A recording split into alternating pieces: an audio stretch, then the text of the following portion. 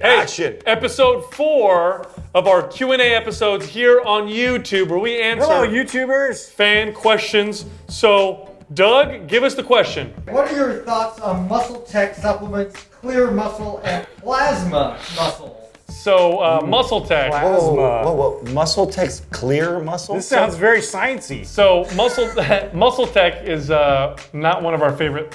Most supplements. No, let's be honest. MuscleTech was a huge favorite of mine as a kid, man. You know how much Cell Tech I consumed as a kid? Garbage. Is that who makes it? Yes, Of course. Nitrotech and Cell Tech was when we were Staples. kids.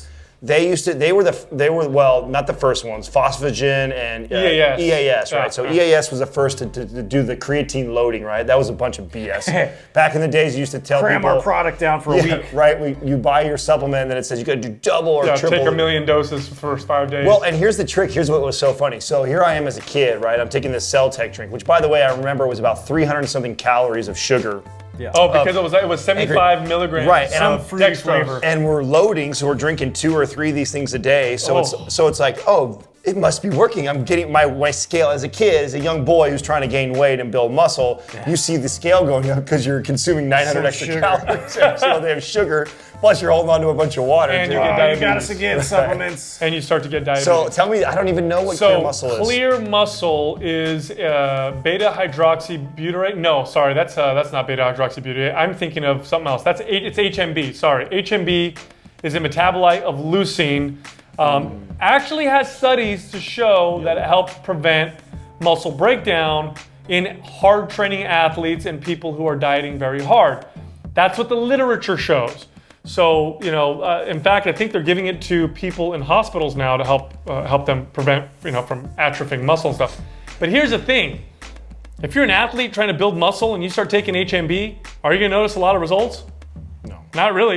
I'm sure you guys have tried HMB. That was like one of the big supplements back in the day. Well, I think it falls right in the category of every supplement that we've talked about on our show before is that, you're talking about splitting hair. There's such a small difference that you're going to get from that, and there's much bigger rocks that people. I don't know how many diet plans or workout recommendations I've given somebody, and they're asking me what supplement should I take, and then when I start asking them about their sleep, their consistency, their diet, all those things are completely inconsistent and all over the board. And just by me helping them tweak some of those things, they're going to see far more gains inside the gym than by adding some sort of a supplement. But obviously the supplement industry wants you to think otherwise. So what we do is we take out a group of people, we study them for 2 to 4 weeks, and then we compare them to another group who doesn't take it. And we can show increased markers, but what's the difference? And here's the thing with HMB, again, if your protein intake is low, if you're severely overtrained or pushing yourself to that limit, there may be some benefit.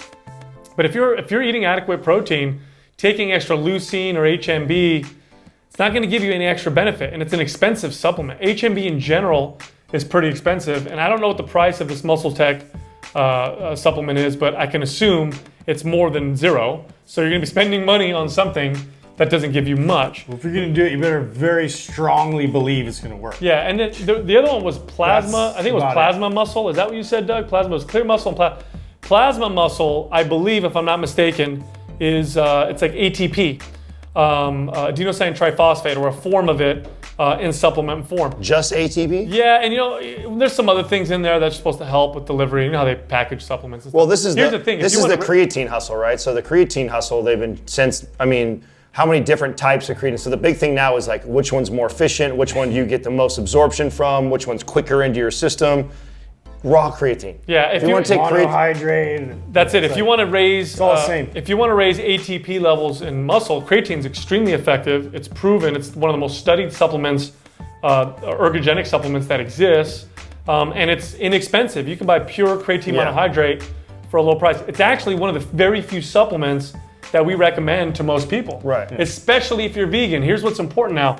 If you're a vegan, they've actually found in studies that people who don't eat any animal products and who supplement with creatine get a much better response than meat eaters. And this is because you're not really getting any creatine from animal sources. Your body has to synthesize it through amino acids like methionine, I believe. Well, this is also another great point to make, that the people that are going to benefit the most from creatine are those that lack it. So if you're somebody who eats a lot of steak in your diet on a regular basis, you're already actually getting creatine naturally in your diet. And I think the RDA, or the amount that they recommend, is what, like 3 grams? No, much less. It's even less than that, right? There is no RDA for creatine because your body can synthesize it from amino acids, but there should be, again, because they do show that vegans who supplement with creatine have improved cognitive function, which doesn't happen to everybody, and the better heart health. There's antioxidant benefits, just overall general well-being. So there may be a need to have an actual recommended daily allowance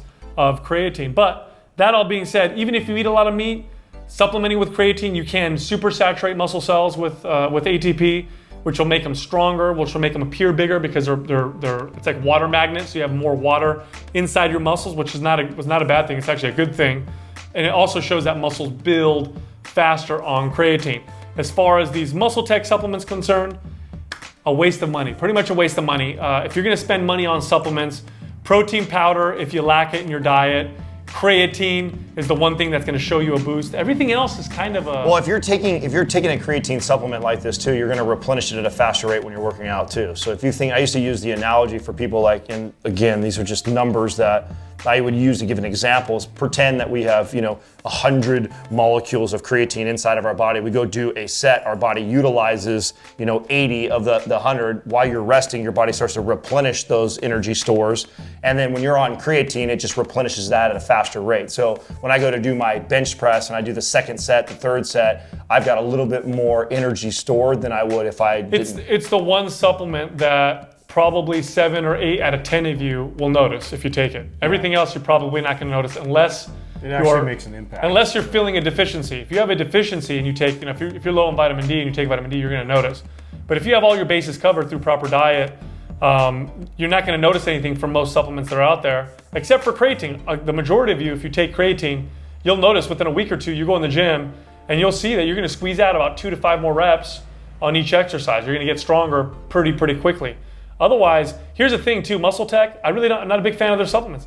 All their powders are artificially flavored. Dyes and lots of hype surrounding their products. It's sold by their bodybuilder sponsors who, let's face it, you have nothing in common with those bodybuilders that are selling those supplements. Right. And I don't think a single one of them is natural. They're doing other supplements. They're not selling you the supplements that they take. No. Well, I always tell people too. I mean, if you have the money to experiment with something like this, like a supplement that there's not going to be any bad effects, right? You're not going to take this and you're going to get any adverse effects from it, unless maybe you're taking all the ones that are loaded full of artificial sweeteners, because we still don't know a lot about what's going on with that. I mean, if you have the money to throw away, but I remember being a young kid and $50 was a lot of money to me. When I was 17, 20 years old and I'm working out in the gym, like if I knew that, because I was probably spending $150 to $200 a month on supplements. Easy. Yeah, easily spending that kind of money. I wish I would have known that I was better off taking that money, investing in buying some steak. Right. Yeah. No, really, having a good healthy. Real food, sleep, and better programming. Those are your bigger rocks to focus on. Not only are the bigger rocks, they're really all that matters. It's the ones that work. Yeah, everything else really doesn't matter. So look, if you want to